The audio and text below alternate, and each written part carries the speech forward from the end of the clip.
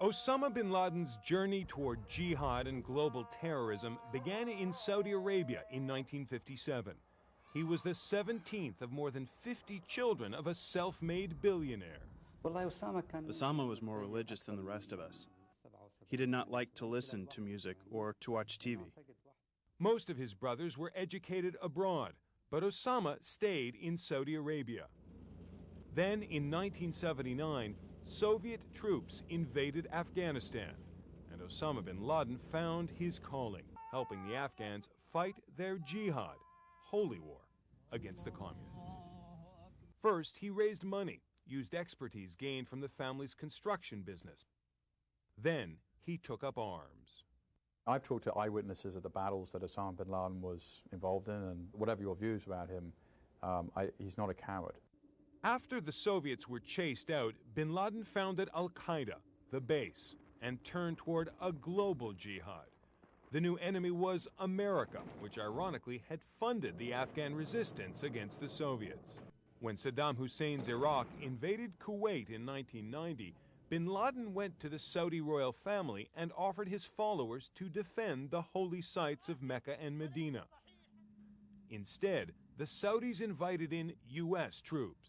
When U.S. troops were placed in Saudi Arabia as a result of Saddam Hussein's invasion of Kuwait, that was a kind of turning point for Osama. Bin Laden was kicked out of Saudi Arabia, spent several years in Sudan, where he started training camps for Al-Qaeda. He was booted out of there and fled to Afghanistan, where in 1997 he did an interview with CNN, making it clear he was targeting the U.S. unless it got its troops out of Saudi Arabia.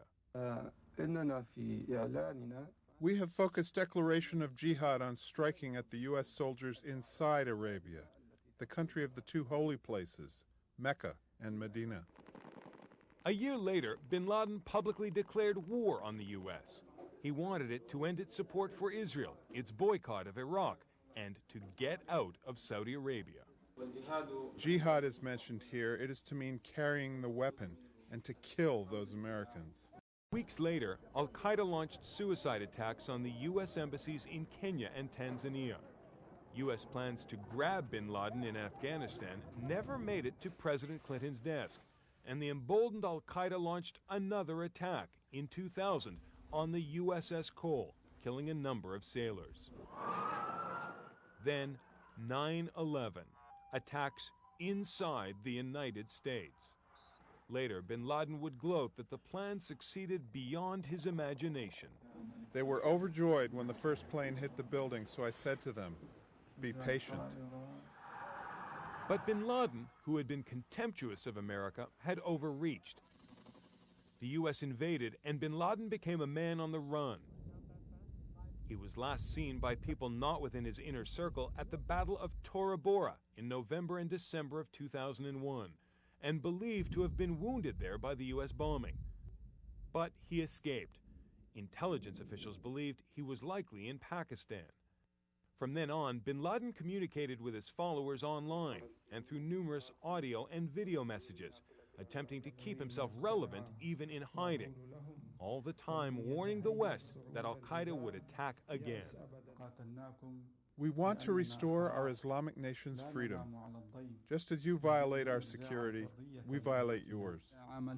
Bin Laden's legacy, I think, is a kind of an ideological way of looking at the world, which he's communicated to a lot of people, which I don't think is going to go away. But now, finally, news that the world's most wanted man has been killed. Jonathan Mann, CNN.